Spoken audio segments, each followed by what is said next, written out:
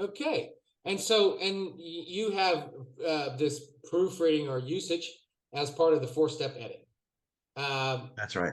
Remind us again the 4 steps, and then tell us where this sits, where this falls within the 4 steps.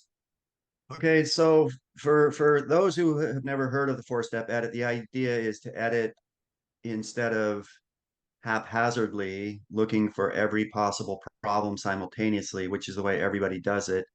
You try to edit in steps. Each step is discrete and you only look for that one thing. And so the way I teach it is you start with structure, which is the biggest potential edit, and then you move to style, and then usage or proofreading, which is number 3, and then number 4 would be tone.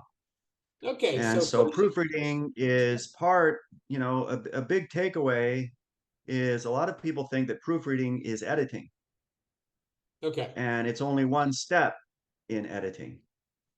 because the overall structure needs to be correct, and it needs to have that logical flow. It needs to fit within the reader's imagination or in with the standards that you set. Then you have to look at, you said style. The style has to be in the clear and concise way. And I'm sure our viewers are excited to learn about the style workshop, because that's the biggest problem that people have complaints with. So you knock out the structure, knock out the style, then you clean it up with grammar, vocabulary, and punctuation. And then finally you adjust for the tone. And then you have this beautiful thing in the 4 steps. That sounds like it takes a long time, Chris. Is it? Is there any way I could Well, do this faster? this usually when I first teach the four-step edit, I preface it with a quick discussion about time management, where one of the biggest reasons why lawyers don't write better is because they don't manage their time better, and they leave insufficient time for the edit. Mm-hmm. And the only way to solve that problem is to shift time from the first draft into the edit. And so that's something we talk about elsewhere, but the idea is to try to not write a perfect first draft, just get something onto paper that you can then edit, because that's when your best writing happens, in the edit, or never, because you run out of time. And Because you so were if you drafting the whole start, time. yeah, if you start giving yourself additional time for the edit, then you'll have more time to make it through the 4 steps. And the other answer to your question is, if you really just look for one type of edit, be it structure, be it style, be it usage, be it tone, then it's fast.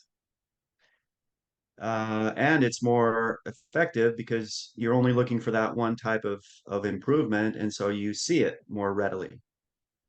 Okay. And of course, it takes practice like anything else. The more you practice, I'm fast Yeah. because I have a lot of practice. And it's like anything else, the more you do it, the better you'll get, the faster you'll get.